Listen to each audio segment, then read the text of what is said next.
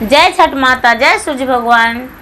मैं एक छठ व्रत की कथा सुनाने जा रही हूँ गुरु भाई बहना। ये जो चैत्र मास छठ है वो छठ जो है महत्वपूर्ण छठ है। तो हम चैत्र मास के छठ की कथा सुनाने जा रही हूँ। जय छठ मैया, बोलो छठ माता की जय। गुरु भाई बहना, दो जेठानी और देवरानी थी। जेठानी और देवरानी थी तो दोनों भगवान के व्रत की थी, सूर्य देव की व्रत की थी, छठ माता की व्रत की थी। दोनों व्रत में थी। तो दोनों व्रत में थी तो दोनों के घर में बंटवारा हो चुका था। अलग अलग कमरा में खड़ना बनाई थी, जो खड़ना की जाती है। तो खड़ना अलग अलग कमरा में बनाई थी और बना के और खड़ना करने के लिए दोनों अलग अलग रूम में जो भी घटता था तो कैसे की जाती है दीदी, तो कैसे की जाती है, दोनों आपस में बात कर रही थी। तो एक जो थी बड़ी वाली जो जेठानी थी, बड़े वाली जेठानी पूरा भोजन परोस ली भगवान के भोग लगाने के लिए और खरना करने के लिए, और सारा चीज थाल में सजा के और घी लाना भूल गई थी। दीप जलाने के लिए घी लाना भूल गई थी। तो एक वो क्या की कि घी लाने के लिए दूसरा रूम में चली गई, और जो देवरानी थी वो दिया लाना भूल गई थी। तो ये क्या की कि वो भी रूम में चली गई दिया लाने के लिए। और जिस घर में भोजन परोसी थी, भगवान को भोग लगाई थी, उस घर में केवाड़ी ओढ़गाना भूल गई। तो बाहर दो कुत्ता था और दो कुत्ता था तो दोनों बाहर बैठा हुआ था और आपस में बात कर रहा था कि अरे इस घर में बहुत सुंदर धमक रहा है, लगता है कुछ तो बढ़िया बन रहा है, चले जरा अंदर देखते हैं। चलो ना अंदर देखते हैं क्या बना हुआ है। दूसरे कुत्ता कहता है हाँ धमक तो अच्छा रहा है, चलो जरा देख लेते हैं, हो सकता है कि कुछ मिल जाए हम लोग का। आज चुपके से कुत्ता घुस गया और दोनों तरफ घुस गया। गुरु भाई बहन दोनों का कमरा में घुस गया। जेठानी का भी कमरा में जहाँ भगवान का भोग परसा हुआ था वहाँ, और देवरानी का भी। जो जेठानी थी वो देखी कि कुत्ता भोजन कर रहा है तो वो बेचारी चुपचाप रही, कुछ नहीं बोली, और थोड़ी सी और उसमें भोग निकाल कर दे दी, कुत्ता को खिला दी। थोड़ी सी और खिला दी और खिला के और जी भर के कुत्ता खा लिया। जी भर के कुत्ता खा लिया। वो बेचारी सोचती कि चलो कोई तो भूखा था वो खा लिया, खा लीजिए कुकर महाराज, जी भर के खा लीजिए, आपका भी पेट भूखा था तब तो मेरा घर में घुस गए, ऐसा कह के और बेचारी भोजन करा दी कुत्ता को भर पेट। वो जो देवरानी थी उसको नज़र पड़ा तो चिल्लाने लगी कि अरे अरे मेरा तो भगवान का भोग लगाए कुकुर जुठा दिया, और जुठा के सारा भोजन खा गया। अब क्या करें। और एक डंडे ली और कुत्ते को मारने लगी। पूरा कमरा बंद करके और मार मार के उसका टांगे तोड़ दी, कमर तोड़ दी।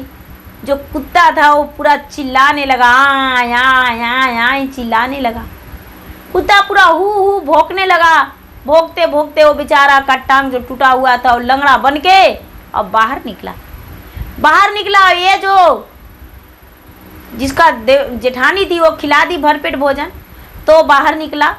तो दोनों बाहर आपस में बात करने लगा कि अरे तुम्हें क्या हुआ, लगता है चीखते चिल्लाते निकला, क्या हुआ।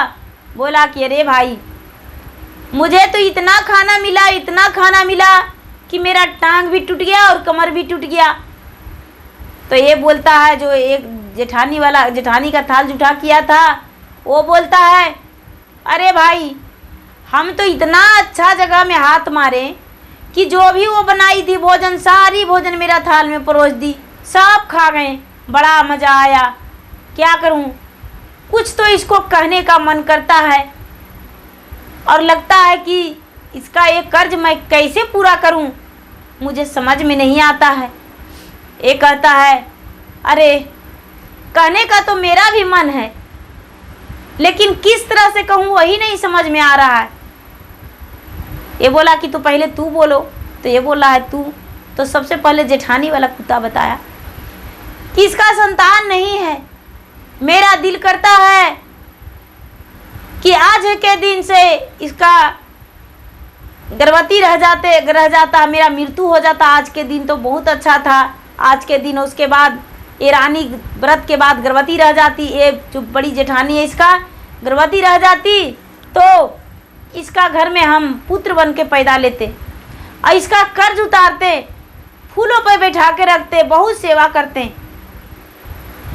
ये जो छोटकी के घर में घुसा था कुत्ता देवरानी के घर में, वो बोलता है कि मेरा भी कुछ ऐसा ही बात है, मेरा तो जी करता है कि इसका पुत्र बन के जन्म लूं,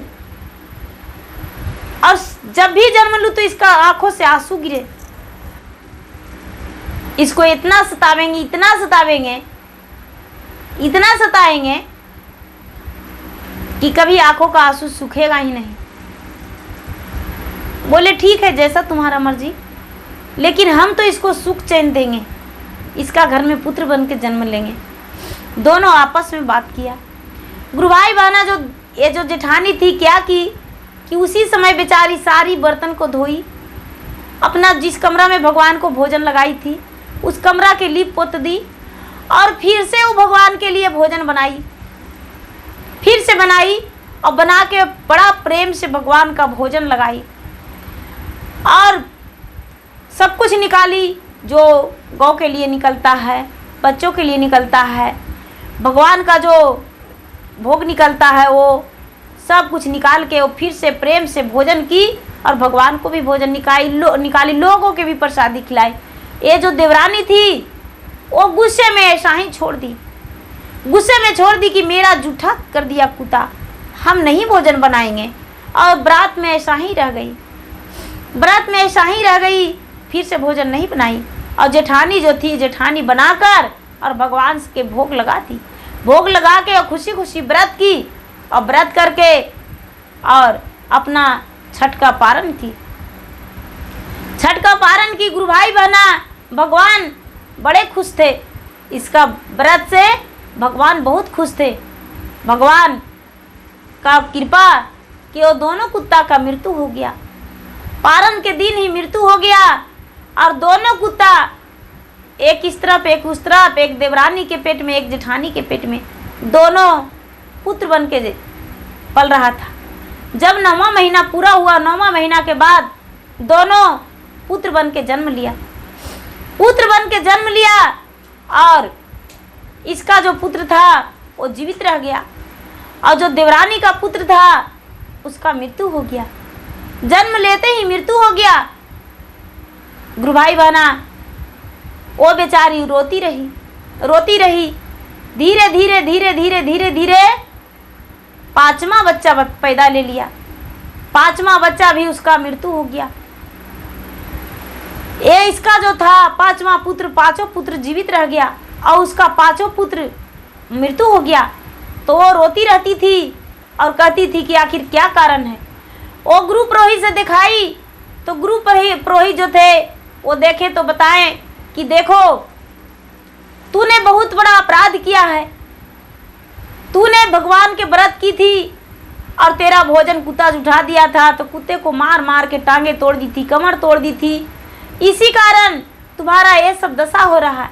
तूने व्रत करो भगवान को प्रेम से, और व्रत करके और कुत्ता को भर पेट भोजन कराओ, गौ का भोजन कराओ, तेरा जो पुत्र है वो सही पैदा लेगा, अच्छा पैदा लेगा, और तेरा नाम परलोक में सार्थक होगा। ये जो जेठानी तो व्रत करते ही रहती थी, लेकिन देवरानी व्रत की, और व्रत करके और वैसा ही की, भगवान के व्रत की, और भगवान के व्रत करके ध्यान लगा के और प्रेम से खरना बना के और भगवान को भोग लगाई, और भोग लगा के और कुत्ता को जी भर के भोजन कराई, अपने भी भोजन करके जाके कुत्ते को खिलाई। कुत्ता का आत्मा जो खुश हुआ, कुत्ता ने आशीर्वाद दिया तो इसका जो पुत्र जन्म लिया वो पुत्र जो था वो पुत्र अच्छा जन्म लिया। इसका जो जेठानी का पुत्र था, पांचों पुत्र इतना बढ़िया बढ़िया जन्म लिया, इतना अच्छा कि पांचों पुत्र इसका भाग्यशाली छत्रवली पैदा लिया।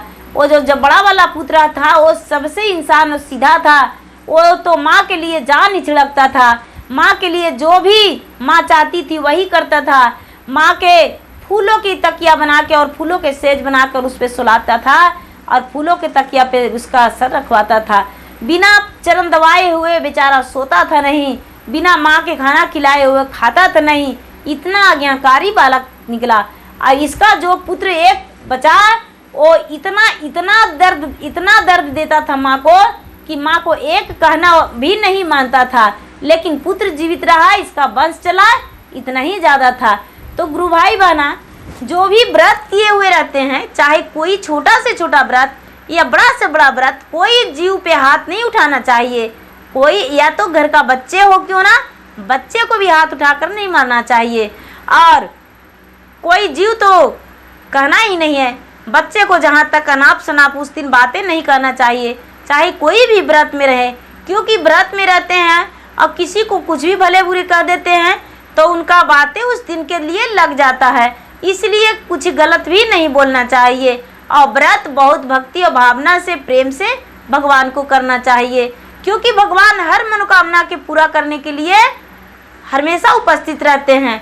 और जो भी व्रत करते हैं वो भगवान को खुश करने के लिए और कोई ना कोई सलामती के लिए ही व्रत करते हैं। तो इसीलिए उस दिन गलत नहीं करना चाहिए, गलत नहीं बोलना चाहिए। गुरु भाई बहना, मेरा वीडियो अच्छा लगे तो इसे लाइक कीजिए, शेयर कीजिए, सब्सक्राइब कीजिए। जय छठी माता, जय सूर्य देव।